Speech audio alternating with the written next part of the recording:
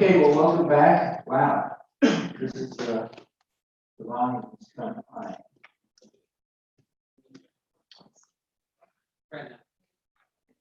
Okay.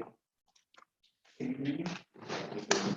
So, this session will be split. I'm going to lead off for about half the time, and then Dr. Van River will follow up with some material. I want to finish up on this chronology.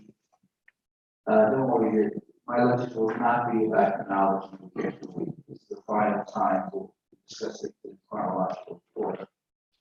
And then we're going to begin discussing some of the material in Kaplan, which is all about the civilian strategies that help shape American nuclear weapons policy. This is all by way of background information for you to have at your disposal as you begin to consider the contemporary issues that we'll be dealing with. So,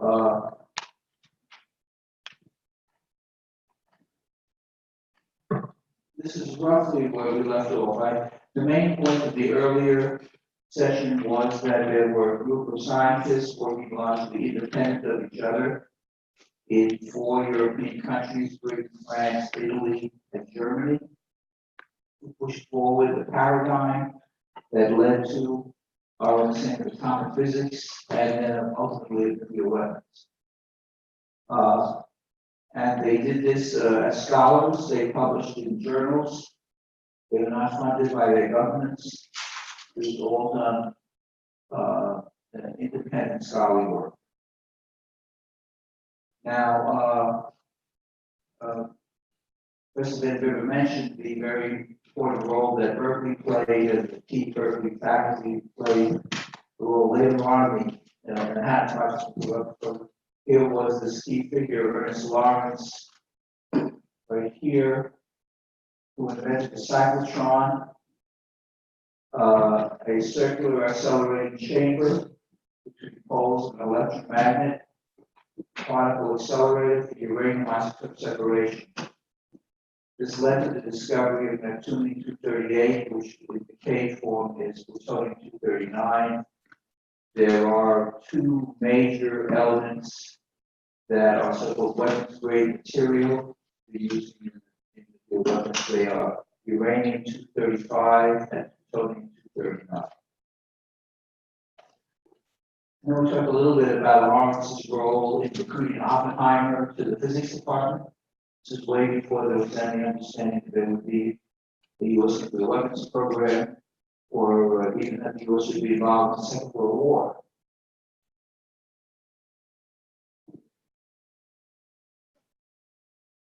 Two other key figures that pushed the paradigm forward were Otto Frisch and Rudolf Perles, who had come to Britain from Germany, and they had taken note of the work of Niels Bohr. Niels Bohr was a very famous Danish citizen based in Denmark, based in Copenhagen.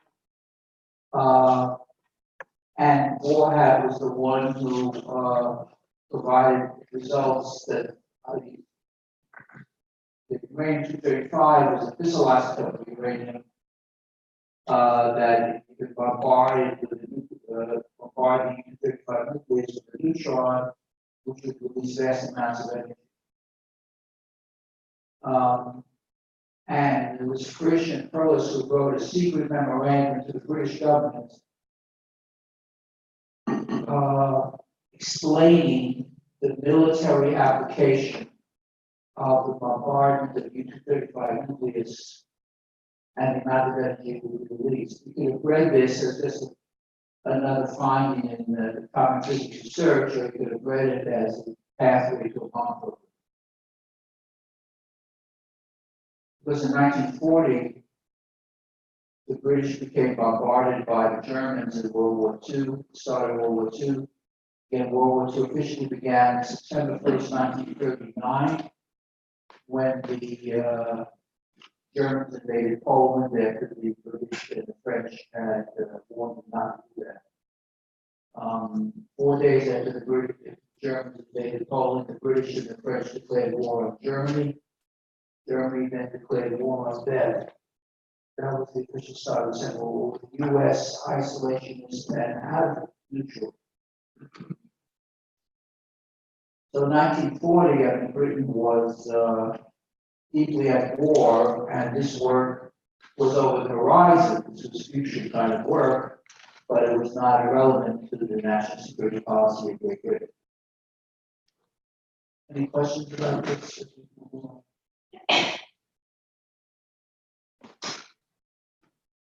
In the spring of 1940,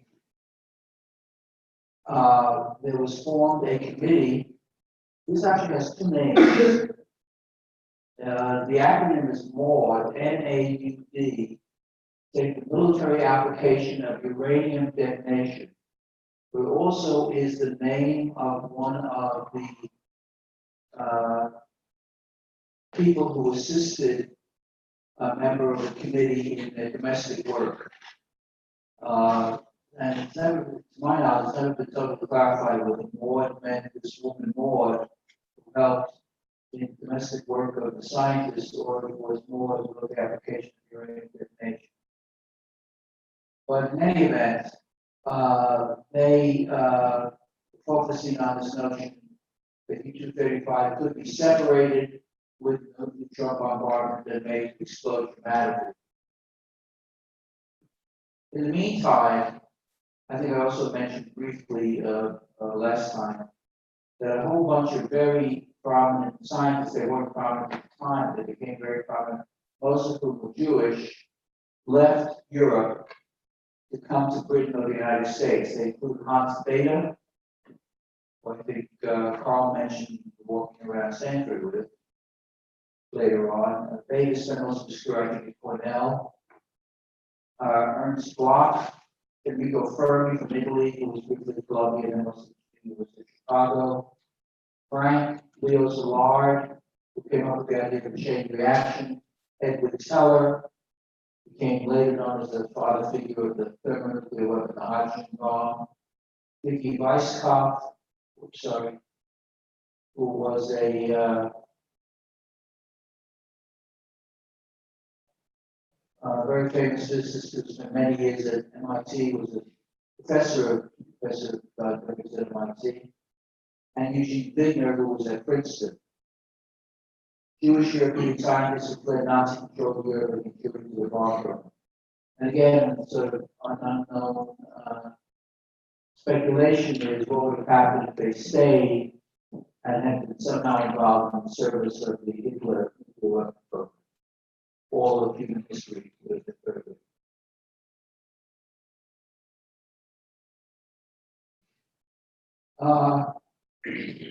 As the war clouds and the war began, scientists, only a very small number, these are very small numbers of individuals who followed any of this activity, realized the potential significance, the military purposes of atomic physics.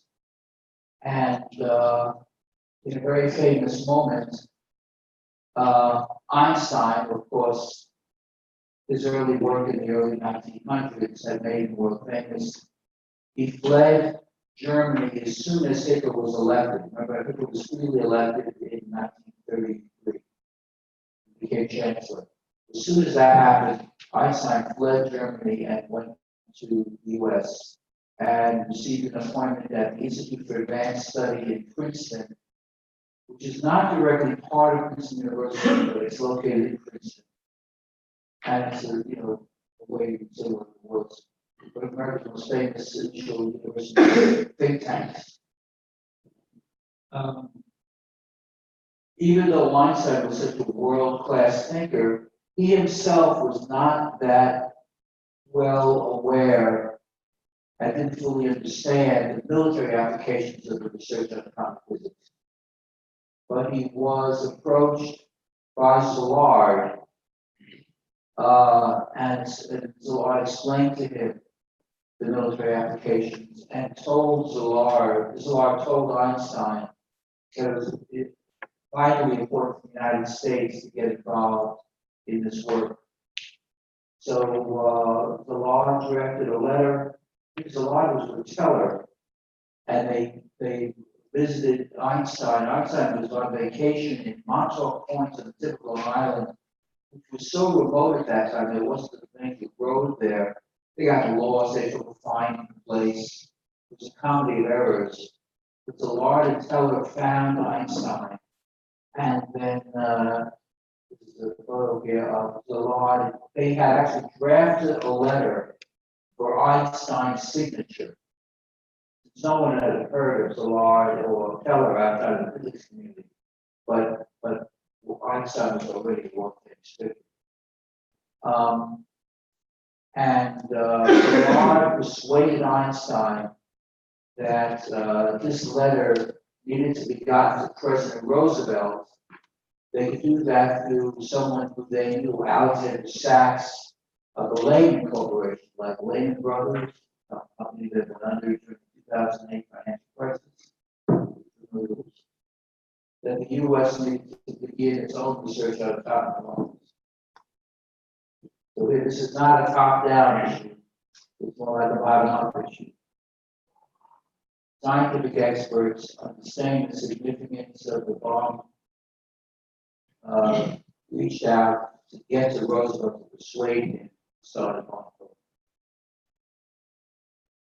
Again, there's no magic formula. Supposing Szilard never got to Einstein. Supposing there never wasn't an Einstein left to go.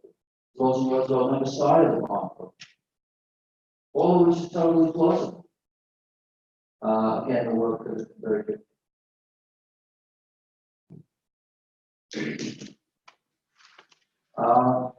By 1942,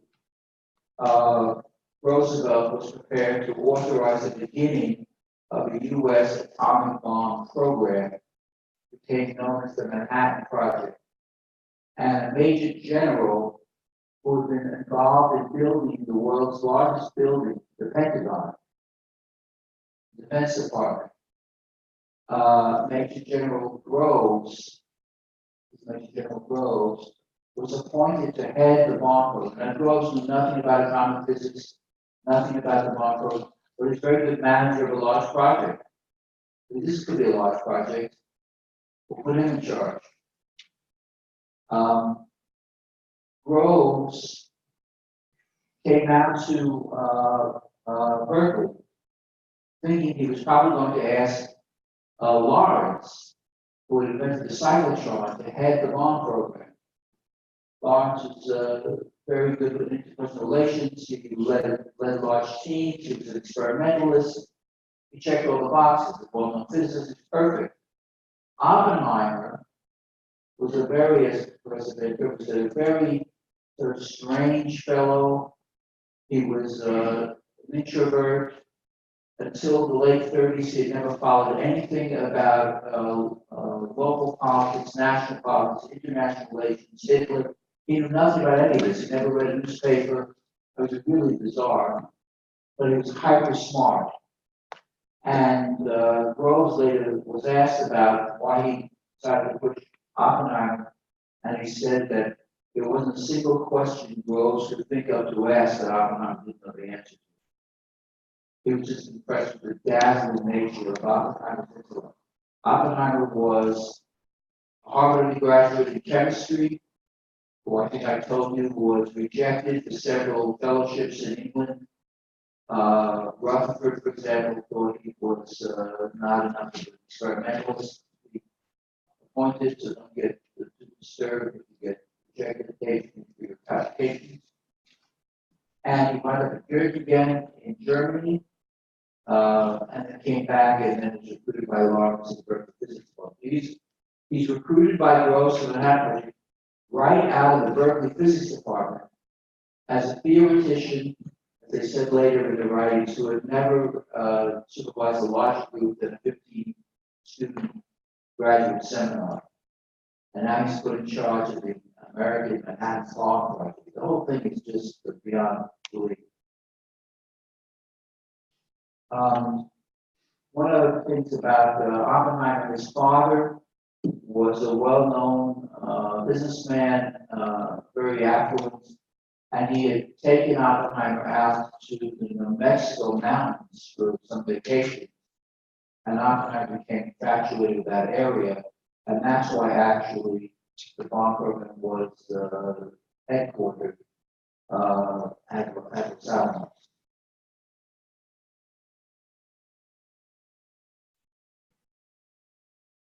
Here is a map showing Albuquerque, major city in New Mexico, and Alamogordo in the desert, which is the site of the first U.S. nuclear test. Oh, by the way, I meant to mention, it's quite important, that going back here, when the MORD project was, the MORD committee was established, Britain had a huge internal argument within itself about whether Britain itself should develop the atomic bomb. And military men and other scientists wanted Britain. Britain was in the lead to be the one to do it. But they were being bombed by the Germans daily in London. They were fighting for their lives. They knew the resources would be vast, and they didn't know how vast. They said, we're in a terrible situation here. We can't restart this gigantic bomb program. Well, the U.S. sitting there off the other side of the Atlantic has tremendous resources, has the personnel, is not being hit by anybody. They are allies of the British. We have to go and tell them about the bomb and get them to start the program. This is a huge, they bit their tongue before doing this. It's not something any British patriot wanted to do, but they did it. So this is, again, it was the Szilard letter that Einstein sent to Roosevelt, and the British coming to the Roosevelt administration saying, you've got to develop this bomb program that made a difference.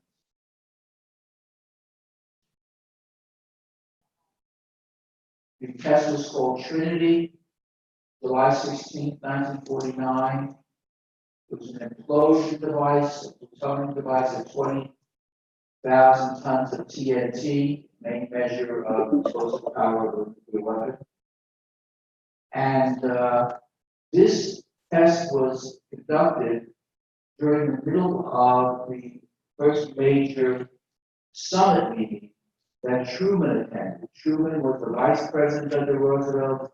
He was never briefed about the atomic bomb program, which Roosevelt had authorized in 1942. Truman was unaware of it.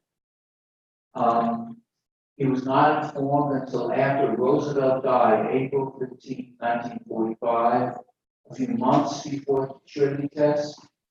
And then he was informed that we had this major research project to build a super weapon for the atomic bomb. The Nazis surrendered in May 8, 1945, and then July 1945, there was the first major summit meeting where Truman attended. Roosevelt had died at Potsdam, East Germany. The British were supposed to be represented by Churchill, but amazingly, Churchill lost the election.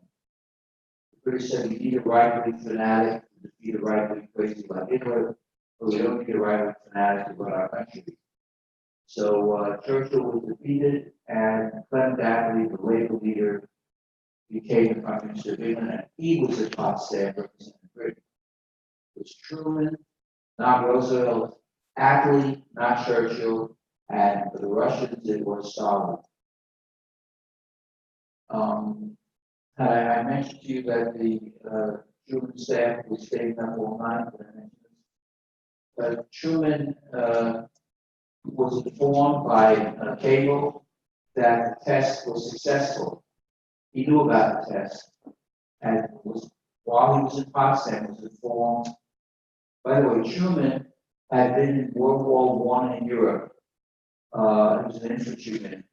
He was never before or since in Europe until July 1945. He was a local salesman and businessman in Kansas City. He had no national and international experience of any kind.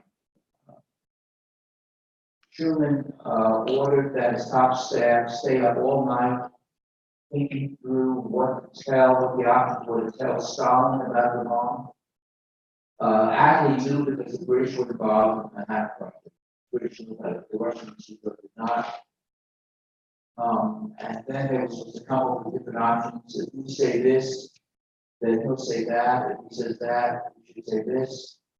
It was looking through the options. And eventually, the next day, Truman just said, we have a major new weapon that could possibly end the war sooner. That's all he said. And the response by Stalin, which was not any of the responses his aides had come up with, was Stalin said, good, use it. That was it. And Truman didn't have to say anything else. What Truman didn't know was that the Russians had completely penetrated Los Alamos. They were fully familiar with all the research work going on at Los Alamos. They knew a ton about the bomb program.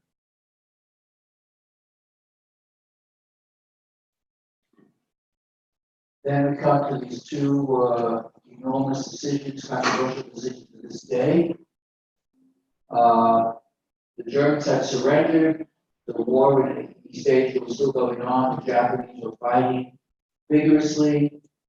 In the so-called island hopping campaign in the Pacific, there were tremendous fatalities on both sides. The Japanese were tremendous fighters, very brave and very courageous fighters.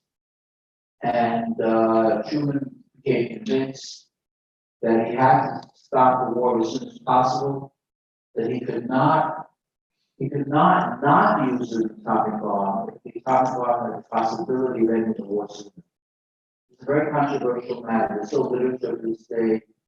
Maybe he had other ideas, maybe he was trying to contain the Soviet Union. I don't believe that's the case. If he wanted to end the war as soon as possible, and he thought this bomb to possibly do it. There were discussions about where the bomb should be dropped and how many there were ready to be used. There were only 2 bombs ready to be used.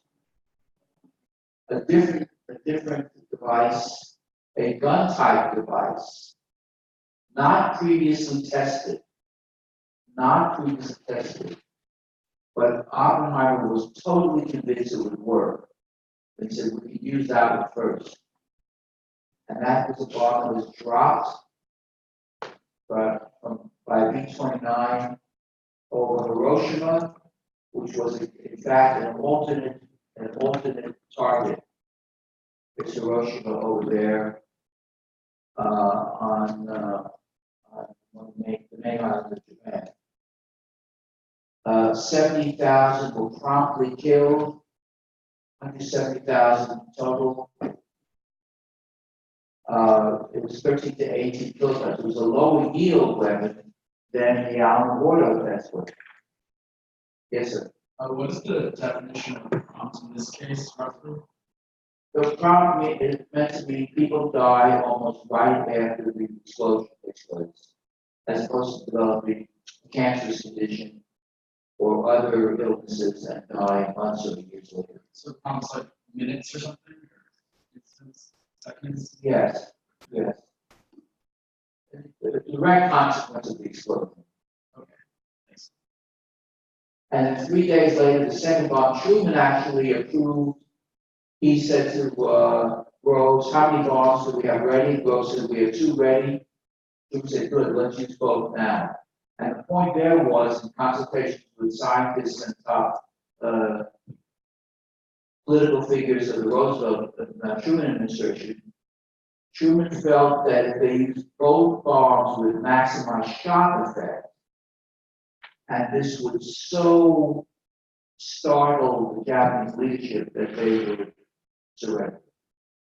As opposed to doing one and waiting and threatening to do another one, or not even using them on a civilian company, doing a demonstration on an island in the Pacific somewhere, inviting the Japanese military to come. This was all discussed, but Truman rejected all those ideas. He felt the shock effect was the most important message that he was trying to convey.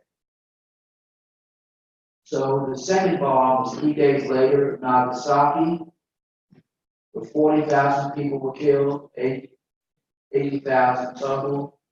This was Little Boy, and this was Fat Man. And this is an implosion device, more like the Trinity device.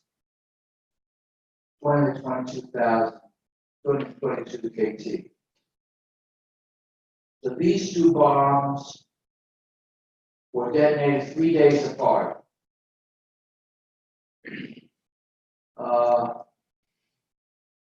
Now, what's not on the charts here, but to say a word about is the Japanese weren't even sure what had happened. I mean, who would ever heard of these weapons? What they were? The Americans were providing much information. They just kept saying, we want an unconditional surrender to the Japanese government. No conditions, you just have to give up now, totally. Put your guns down, that's it. So there was a major summit meeting that the Japanese had with the emperor, who was a god-like figure. He was a god in Japanese culture. And at that meeting, we have records from that meeting, most of the military opposed surrender. They said, we can ride it out. How many more bombs could they have? They didn't know. Truman implied that he had a whole string of these weapons, which was a bluff. And then ultimately the emperor intervened and he said, I cannot be a witness to the destruction of the Japanese empire, Japanese society. I cannot be a part of this. We have to serve. It's an extraordinary decision by the emperor. So only a few days later, on August 15th, the Japanese communicated their unconditional surrender, although there was negotiations agreed that the emperor would stay on, even though they would surrender. And there was a ceremony in early September on a major American battleship, the USS Missouri, a very famous moment in Tokyo Harbor, where the American military commander, General Douglas MacArthur, met with the Japanese military leadership and they signed the terms of surrender. And that ended officially the Second World War. Most of you generally familiar with this. Any other thoughts about this? Yeah. So, as to the U.S. atomic bombardment on Japan, John Brisket in Yale University said that decision was related to the U.S. foreign policy, which was to minimize the U.S. casualties, the European campaign, and the Yes. So, how do you think about that? So Truman was obsessed with the fatalities every day of the United States. There were over 250,000 dead from the Second World War, and he was hugely impressed by the valor and the strength of the Japanese military. The U.S. was preparing for a November 1st invasion of the Japanese homeland. So a couple of months later. And there were estimates how many Americans would die in a Japanese invasion of an American invasion of Japan. Some estimated it would be 1 million Americans killed. And Truman said, I couldn't possibly tolerate that. We have a weapon that could possibly end the war. So yes, minimizing American fatalities was a clear consideration. If I may add, my father was a reconnaissance pilot with the artillery battalion, and I think he was only he was the squadron leaders, little Cessna, Piper Cub, 2 out of, I think, 11 or 13 in the squadron that survived war from the time of their basic training, and they went from, to McGinney, Pearl Harbor to McGinney, the Philippines to the Luzon Battle of Lady Luck, he was going in. He's going to Japan. Everybody was going in. So that's more than hypothetical than that to me. This is Yeah, before you were born, 5 years. before. so you might have maybe a different college. Yeah, you will, that's something else.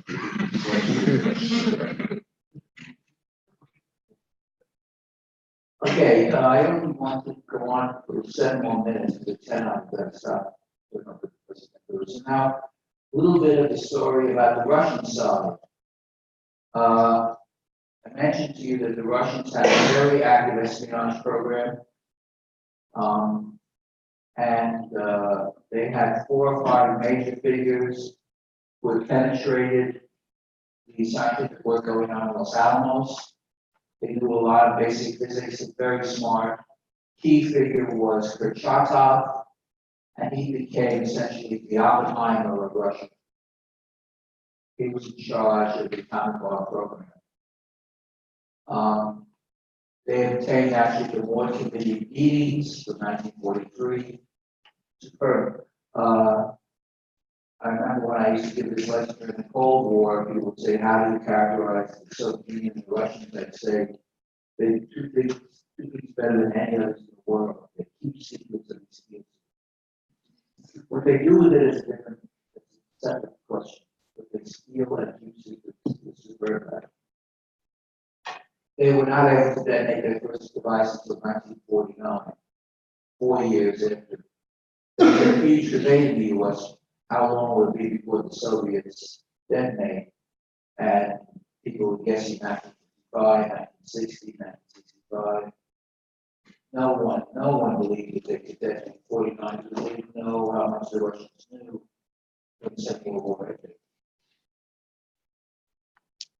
This is a model of the Soviet atomic bomb, which actually had been partly reconstructed from various U.S. intelligence sources and was examined in the U.S. Atomic bomb laboratory, so we could understand how the bomb works.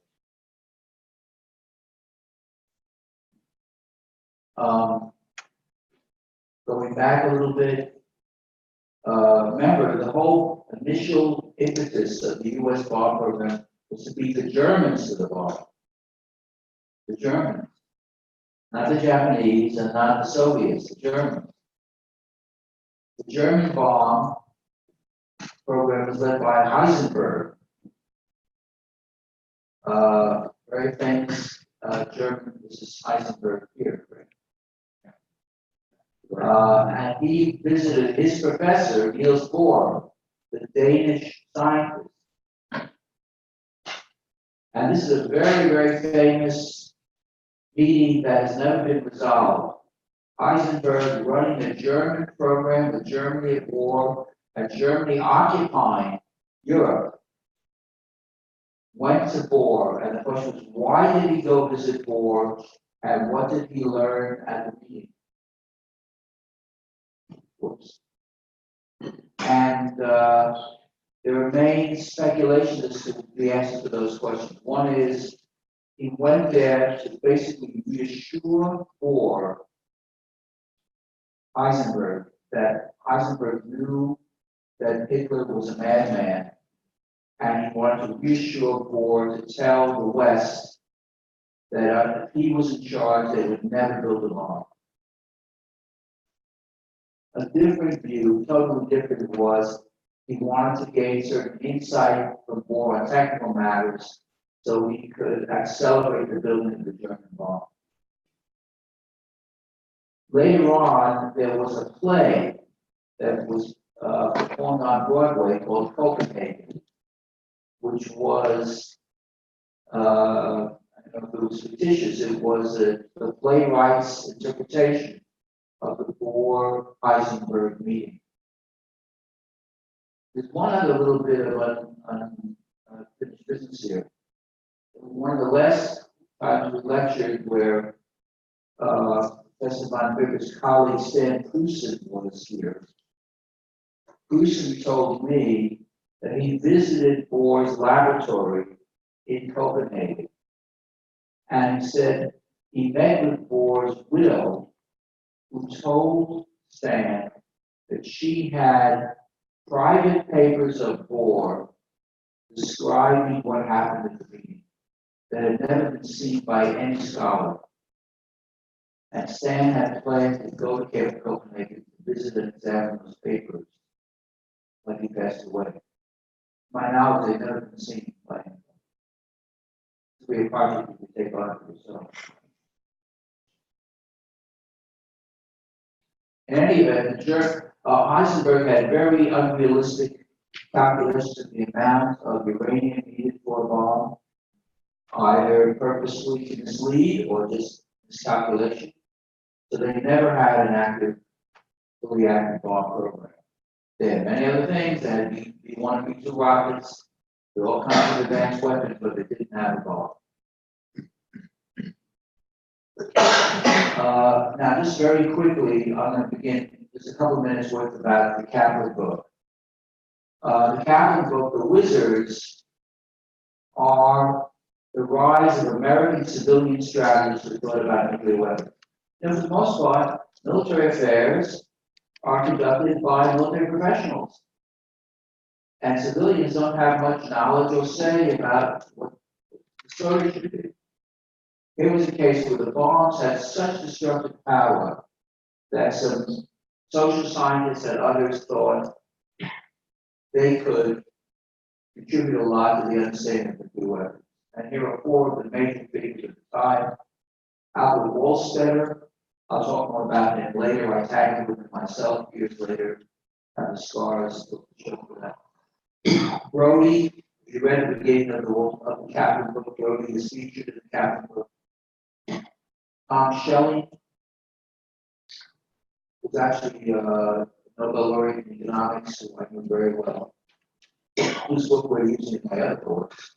And Herman Kahn, a physicist who never finished his PhD at UCLA with the Rand Corporation.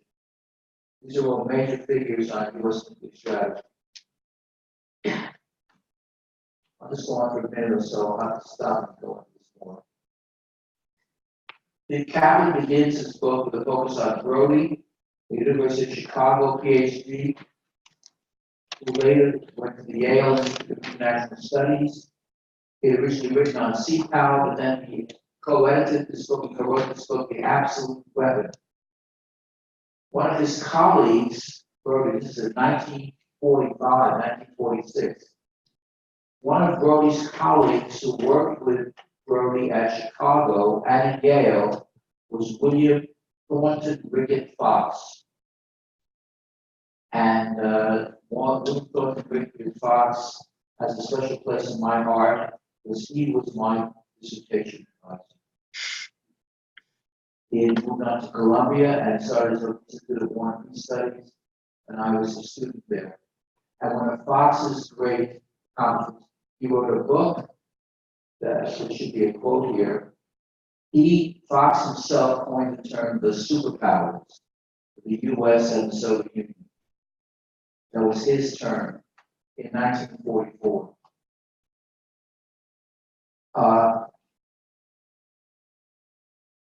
Brody became very infatuated with issues of nuclear targeting, and he was able to get a hold of U.S. military plans for targeting the nuclear weapons. He became good friends with Lawrence Norstad, who was a major figure in the Air Force, and Vandenberg, who was chief of the Air Force. Heard of Vandenberg Air Force Base in California? This is the Vandenberg. And that was opposed to Norstad and Vandenberg thought maybe we should think about exactly how to use these weapons. They were opposed by Curtis LeMay, the American Strategic Air Command, who said, this is much too subtle thinking. Totally destroy the adversary, and then that's the end of the problem. This was a major, and this became a difference between counter value and counter force targeting. Counter force targeting is you target the weapons that can kill you. Counter value targeting is you kill the population centers. Oops.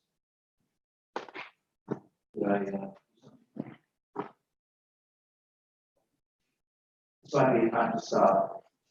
I'll continue, later on, Yeah. Great, thank you. Okay, any other questions or comments? We'll have more time to discuss this as we move along. Okay, great. And shall I plug in the, here, or should I play it from up there? Yeah, I'm not sure. Okay. Now, we don't need to make sure that when we get those things that they actually do have it.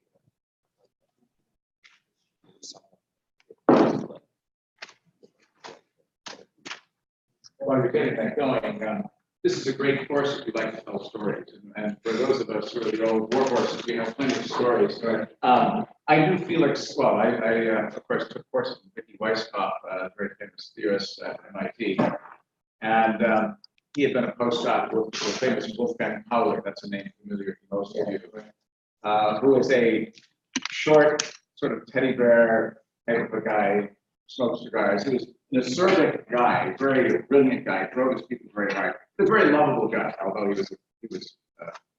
And as was Felix Bloch, who came to Stanford, actually was one of the founders of the modern physics department at Stanford. Felix, there was a Nobel laureate, I think he earned it 7 times over or so. But when he was finishing up his postdoc with Pauli in Zurich, every day he would meet him and Pauli said, well, you've got a job yet. I wrote you some letters of recommendation. Well, no, Professor Pauli. He said, but then one day he came in and he said, well, I have received an offer from a university I've never heard of before. It's a place called Stanford University. And Pauli says, well, where's that? And he said, well, it's west coast of the United States in California. He said, never heard of it. He said, what do you know about this place? And he says, well, I went to the library and looked in the encyclopedia, and it seems to be a school of no great distinction, nothing remarkable or memorable about it. And then he had an afterthought. He says, oh, there was one interesting thing. Apparently, there's this curious thing that every year there's kind of a tribal warfare with another university over the possession of an axe. Pauli brightened up immediately and says, you must go. So apparently he just thought this place had character, so they heard about the big game that apparently changed the course of history and changed the course of physics. But anyway, okay, so we're going to start right here. Okay, how many of you watched the Day of Infinity? Next time I want to see more hands. It will give you in 90 minutes, I think, a great deal of what the story you've seen here. You'll actually see you'll understand a great deal about how the US got swept up to this and how the whole thing was, the whole Manhattan Project was created and the role of Berkeley in this creation of labs. If you want, I can go back to my, yeah, let's do that. That's it. And this will, do I need something else or no? Do I need anything else? No. Okay, plug in a HDMI. Oh, no. This new computer on EA USB-C. This works.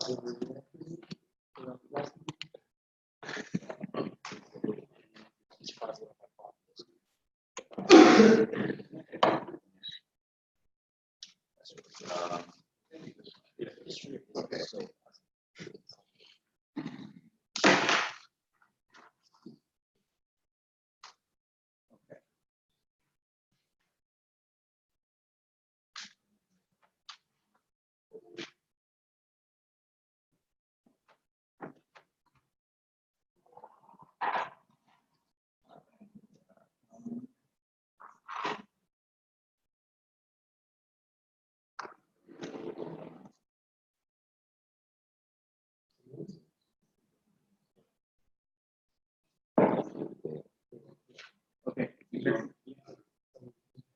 Okay. All plugged in.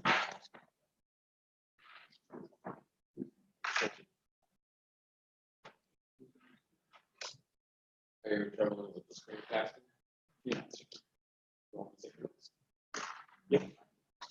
Does the USB need to be plugged into Um, power? no, it has power. This is a remote. It projects to over there. Okay. Okay, so back to that.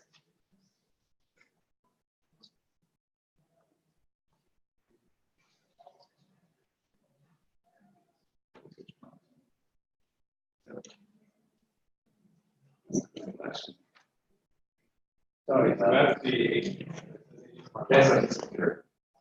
No, that was, that's the. Wireless. Oh, you want to go into? Probably. So it is with the power difference.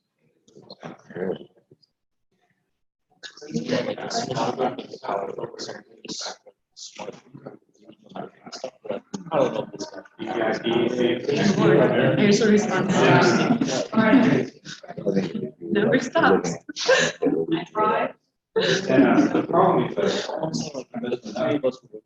You're trying to get it right here. You're, I know. yeah. Like, So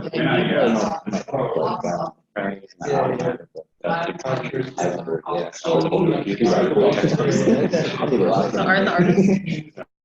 yeah, maybe like $38. Literally, actually,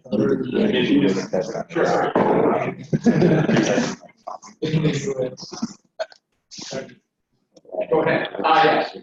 So quick announcement to everybody. First off, for the course, if you haven't filled out the doodle poll for office hours and discussion section yet, please do that ASAP. I'll be looking through that later tonight in order to decide on the time and place for everything. And then second off, possibly of interest to a lot of you, considering the course content, there is the Nuclear Policy Working Group here at Berkeley. We meet on Mondays from 5:30 until 7, so later tonight will be our first meeting. Make sure I got the correct, it's over in the Shattuck Suite. Make sure I have the right building here, because I can never keep the number straight. It's 2150 Shattuck Avenue, suite number 230. It's up on the second floor. The building is the sky deck right outside of the BART station in downtown Berkeley, if you know where that is. If you have any questions, feel free to find me after lunch, after class.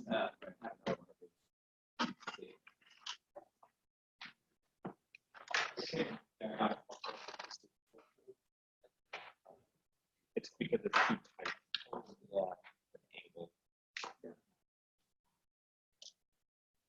Oop, almost.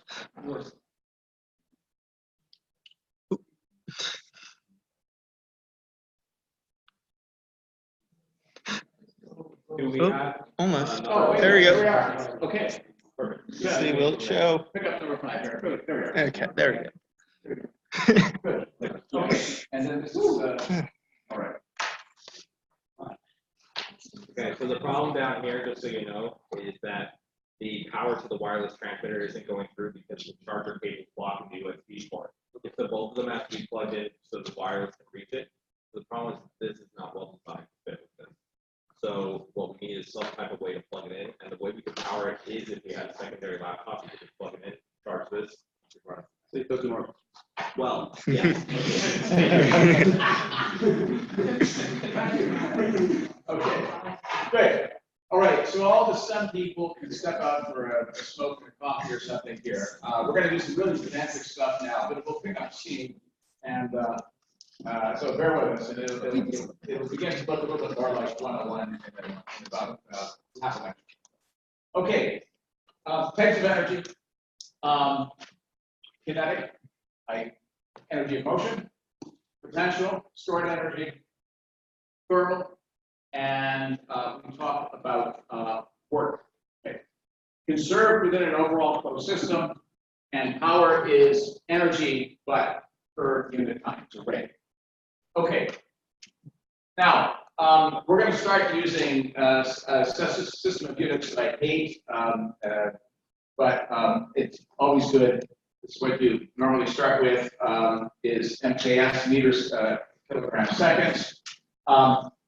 But we're gonna quickly get into a language which we in atomic and nuclear and particle physics use, which will be in electron volts, and we'll be dealing with Planck's constant, speed of light, and so forth like that. Okay, if you deal with physics formulae within a consistent set of units, you'll always get the right answer. When you get sloppy and you start plugging in grams where there should be meters, or electron volts where there should be joules, then you will run afoul. Okay, so I wanted to actually get you in the first few minutes here just comfortable with some ideas of orders of magnitude of energy here. We'll get into the whole thing of nuclear weapons about electricity. So pitch baseball, 40 meters per second. It's a 150 grams, 120 joules. Okay. If you take your car, how much energy does it take to go up into a parking garage 25 meters above the ground? Your car is about a ton, metric ton, 1,000 kilograms. G, I've approximated 28 meters per second, round that off to 10, 25 meters, MGH is a quarter of a megajoule. Power drawn by a typical household appliance, an iron. I think my mother gave me one when I went to college, and I think that's the last time I used it, except for heating sandwiches, I think.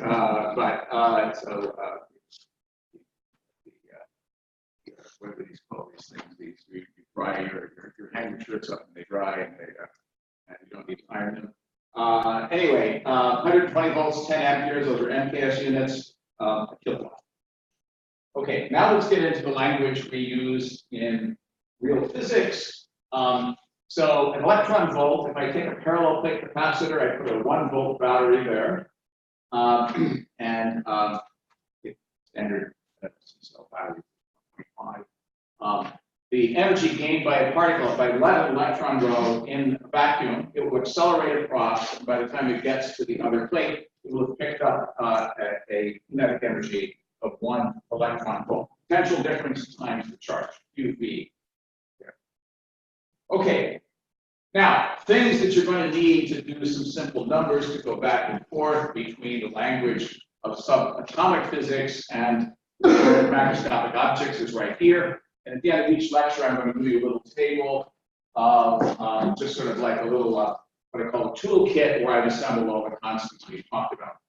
1 joule is nearly 10 to the 19th.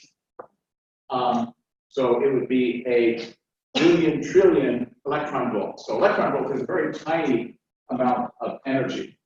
Conversely, if I take the inverse of that, 1 electron volt is 1.6 10 to the minus 19th joule. So 1 joule is close to 10 to the 19th EV. 1 EV is 10 to the minus 19th joules. Now, what is this course all about?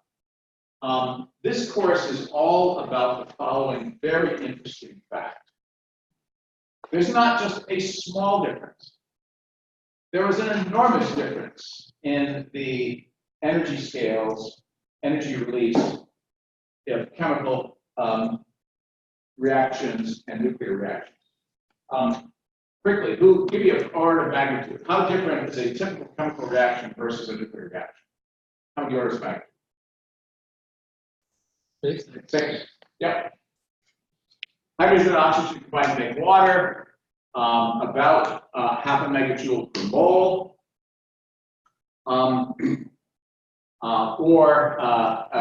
and compared to the nuclear fusion of deuterium and tritium, like that, as you do in Etcheverry, you have a reaction that produces helium-4 ground state plus a neutron plus 18 MeV, million electron volts. Difference of 3 million. Okay, that's what this whole course is all about. That's why the world pivoted in December of 1938, when it was discovered that a uranium nucleus could split fission, releasing about 200 million electron volts. It's a very compact form of an enormous amount of energy. Okay, let me show you something. Some of you have done research here. I worked for 25 years at Livermore. Let's hope pray that this thing works. So now what I want to do, how do I do this? See if it's going to pop. We're going to go down to the on the gray bar that pops up in the upper in the middle. Yes, the video. See the little play button on the left. Yes. You have to go all the way to the left. Right there. And then this.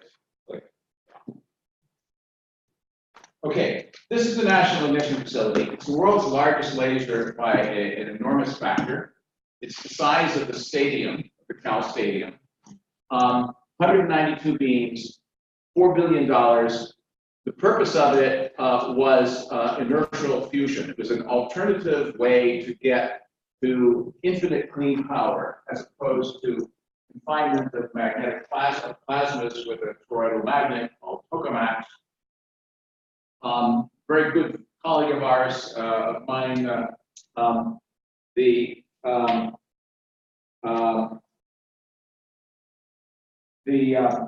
Ed Moses was the project director of this.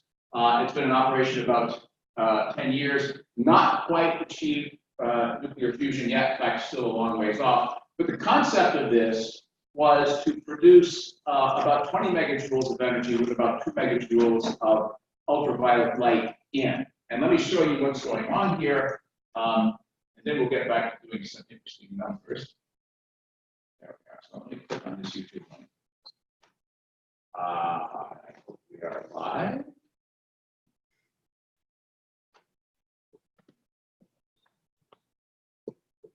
Okay. Where's my computer body right here? Okay, here we go. This is the background.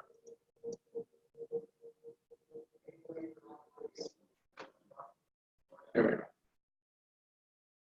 Now, get this to the screen. Where it is. Bring them up.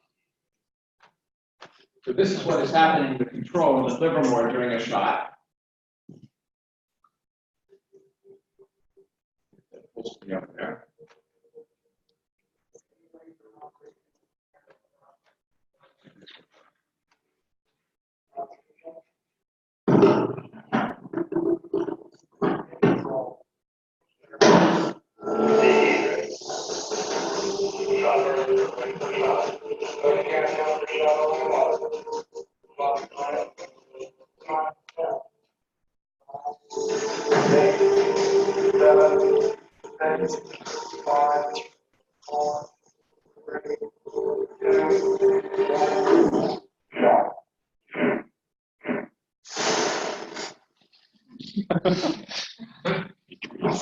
Okay, now let's watch the next one, and you'll get a feeling what's going on here. Okay, now we got it. All right.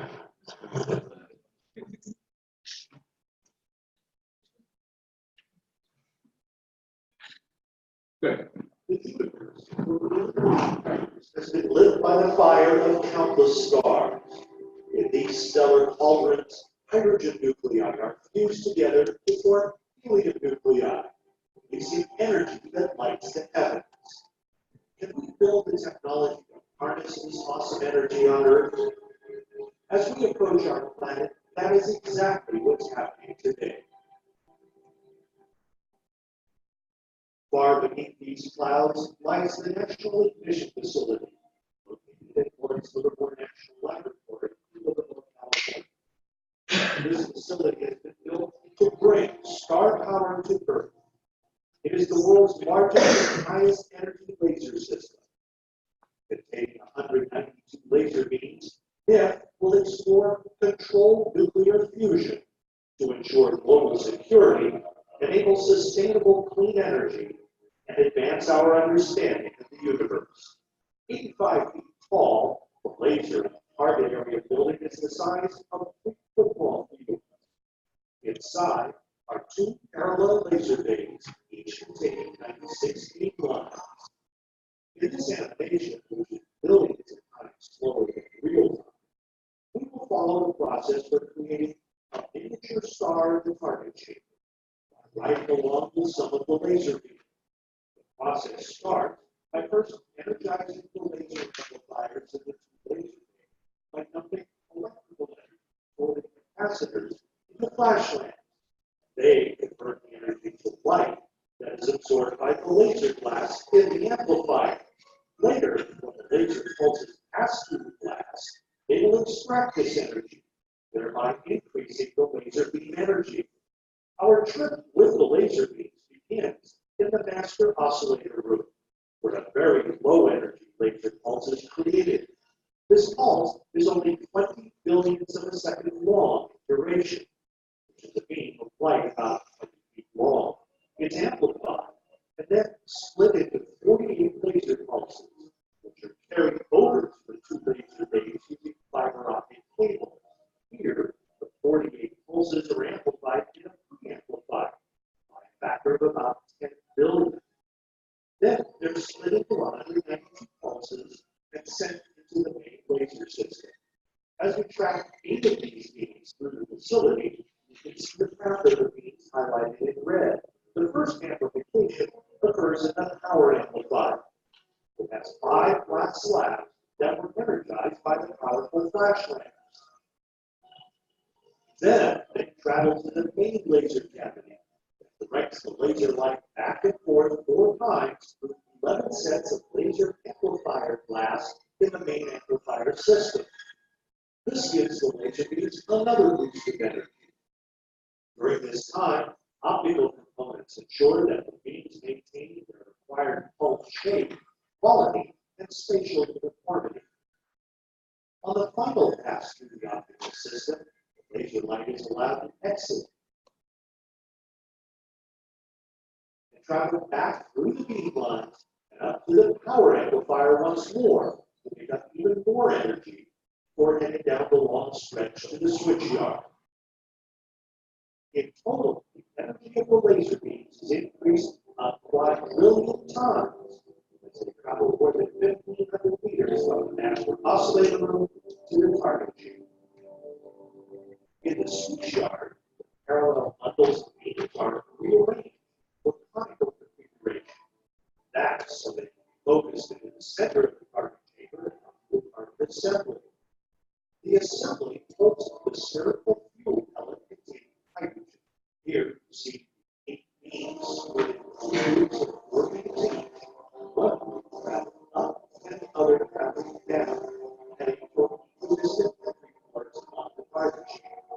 Finally, the beams pass through the final optics assemblies, which convert the original infrared light to ultraviolet.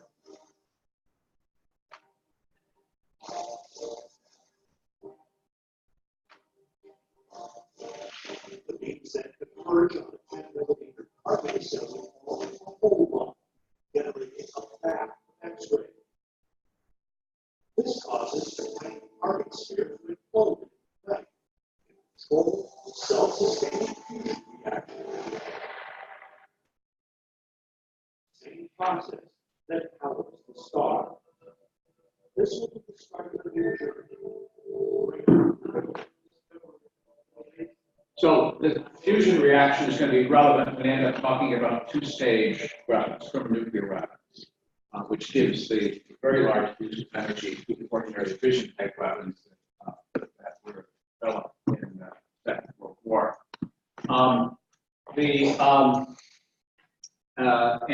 What you actually saw there is an ablation. It's basically a spherical rocket. Basically, the X-rays keep that pellet. The atoms are ablated off, and then this macroscopic thing about the size of a BB implodes at up to 300, 400, 500 kilometers a second, above the escape velocity of the galaxy. It's an enormous velocity, 10 to the minus 3 to the speed of light. Okay, so let's talk a bit more here. Let me ask the following question. So 2 megajoules in, 20 megajoules out. That's the aspiration there. Sounds like a big number. Congress thought it was worth for the stockpile stewardship program, which we'll talk about later on, spending $4 billion. So how big is the megajoule?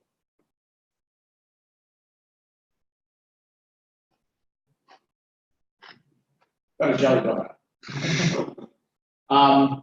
Shocking. I think you don't want to tell Congress, congressional staffers that you spent $4 billion to buy a box of donuts. But let's be more respectful of chemical energy. It turns out the body, in metabolizing caloric forms of energy here, potential energy here, and metabolizing that is very, very efficient. That turns out to be a very large amount of energy. As I mentioned, a megajoule of energy will pick your car up a kilometer into, well, 100 meters into the sky. A one-time car, 100 meters. Here's something else that's very interesting. The guys in the back know the answer to this. Which has the higher energy density in terms of joules per centimeter cubed? The fact that I'm asking you the question tells you there's probably a surprise to this.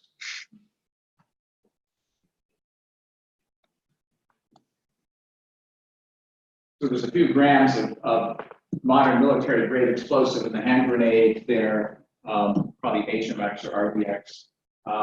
And on the left you have things that go on the young people sheet. I'm not middle aged back here. So, okay, which has the higher energy density in terms of joules per cubic centimeter or joules per gram? The donut, by not a small factor, it's a factor of 3. The technical definition of a calorie is the amount of, who knows? Calorie. It's enough energy needed to heat up and use 1 minute of water by 1 degree. Centimeter, yeah, at ordinary room temperature, like exactly right. A kilocalorie, 1,000 calories, is to heat up a whole liter of water, which is a kilogram of water. So 10 by 10 by 10 centimeters, like that, by 1 degree, like that. It turns out, just kind of by accident, a very standard, trying not to tell you, a very standard TNT explosive, 1 gram of it, within like a fraction of a percent or so, is exactly a kilocalorie. We'll talk about relationship between this and things we care about a little bit. Now, a calorie is something that many people obsess about, and they feverishly look on their oatmeal box or their box of donuts to determine, make a value decision whether they should eat something or not. What is called a dietary calorie is really a kilocalorie. Okay. And it turns out, take a guess about the donut. How many kilocalories in the donut? Yeah, very close. It's a couple hundred, 300, something like that. Okay, there is the nutrition facts online, and 221 calories like this. The total weight of the donut, by the way, is, you can see, is about 70 grams. And if a donut is a megajoule, that means to say that a kilogram, if you ate 15 donuts, that would be a lot. But it was so it's about 14 megajoules or so of energy. It turns out a kilogram of TNT or RDX or HMX is only about 4. So there's your factor of 3 between military grade high explosives and a jelly donut. What's the difference between a donut and high explosives?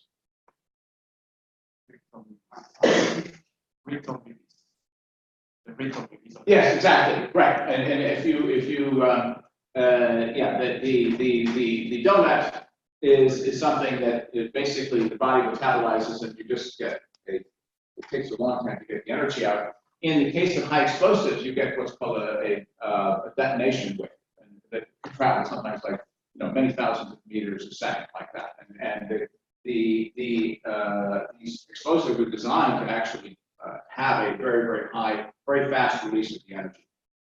Okay, enough about that. Now on to something a bit more serious.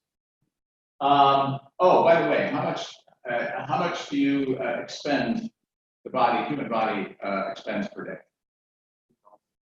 Yeah, depending on whether you're a slightly smaller person, larger person, 2,000 to 2,500, like that. So your entire caloric needs could be satisfied with about 8 or 10 jelly dots. Again, it's not recommendable for middle-aged men like us or not myself here. So, but it's okay for you. Okay, now let's get on to something serious. Now we're moving on towards one-on-one. Suppose I take 4 nucleons, a nucleon being either a proton or a neutron, the fundamental building blocks of atomic nuclei, and I put them together to form a helium-4 nucleus. So here's the question. And suppose I could put them on a balance pan. Are the 4 individual nucleons on one pan, and I put the helium-4 nucleus in the other pan, which weighs more? Let's see, I'm going to give you, everybody's going to have to raise their hand in 10 seconds. So how many people claim that 4 individual nucleons weigh more than the helium-4 nucleus? Okay, how many claim the opposite, that the helium-4 nucleus weighs more than the 4 nucleons? But there are a lot of people who didn't raise their hand. Including some people from my department. Okay. Okay. This is where we get into the energy mass equivalency here. In fact, the right answer is that the 4 nucleons, individual nucleons, of course, weigh more than the helium-4 nucleus. And it's precisely by, in the case of light elements, the fusion of nucleons into light elements like that, since energy is conserved, leads to the tremendous release of energy. Okay. One final thing here, and then we'll be done. So again, and this is not a new number, but this is something that you could work out from what I told you already. I told you that a kilogram of high explosives is about 4.18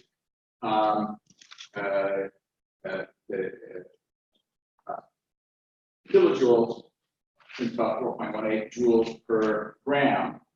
And 1,000 of that makes a ton, 1,000 tons makes a kiloton. So this is something you should keep in mind here. The kiloton equivalent for a nuclear explosion is 4.18 10 to the 12 joules. So it's a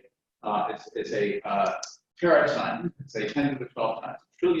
A trillion joules of energy makes 1 kiloton, which is already a very, very significant nuclear explosion. And as Professor Knock mentioned, the first 2 that were detonated, one tested and then used as a second weapon, one that was self-evident would work. Both of these were in the tens of kiloton range. The uranium gun type assembly, which we'll describe later on, again, a classified version of that, was something like 14 kilotons. The plutonium implosion device was about 21 kilotons, like that. Typical 2-stage weapons today, which are very compact and have a very, very high yield to weight ratio, which the labs were tasked to do once we ended up in an arms race, was to make these things deliverable on, in the case of Livermore's great success in the 1950s, was designing a weapon that would fit on the Polaris missile fired by a ballistic missile firing submarine. In fact, the first one was the, I know some people back here now, which was the first ballistic missile firing submarine? Lieutenant Casey, you know that. Oh, SSBM 598. Where's the skipper? Oh, no, don't go there. Oh, okay. All right. That was the SSBM George Washington. And we'll get to the history of the rivalry between the Livermore Laboratory that was set up by Teller and Lawrence to compete with Los Alamos, because Teller thought it was a good idea that there'd be actually 2 laboratories, nuclear weapons laboratories, both for peer review and also because competition makes one better. Los Alamos thought that the Livermore would never really get off the ground. It would sputter along for a few years to die out and fail. But it turned out, in fact, Teller actually surprised everyone in a briefing saying that, in fact, the key to deterrence would be these very quiet, sort of ballistic missile firing submarines that could roam the oceans undetected were the ultimate, the basis of deterrence, and that Livermore could actually exceed the yield that Navy required, come under the weight limit, and actually do it faster and cheaper. Los Alamos said, no, they'll never do it. In fact, they actually did it. And there's a wonderful book recently come out by Bruce Charter, who, former lab director, he actually hired me for lab back in 1985, wrote a book called The American Lab, which is the history of Lawrence Livermore National Lab. Lots and lots and lots of literature on Los Alamos and Manhattan Project. But it's a good read, and he's actually going to come in and talk to us about the stockpile stewardship program second half of the course. With that, we have a minute to go. Let me take questions. Is there any reason that TNT is perfectly visible by calories? It's a complete accident. I mean, the fact that a calorie that's defined as being 1 degree centigrade, of a gram of water is defined as a calorie. That just turned out to be the case that it's so close that they've actually, I think, defined. I think, what the whole thing of a kilogram is actually, now actually they just adjusted it by less than 1% to make that equal to kilocalories. Okay, as I say, I think I may have this here. When I put the slides up, you'll always have a little toolkit with some concepts. Okay, thank you, and we'll see you next Wednesday.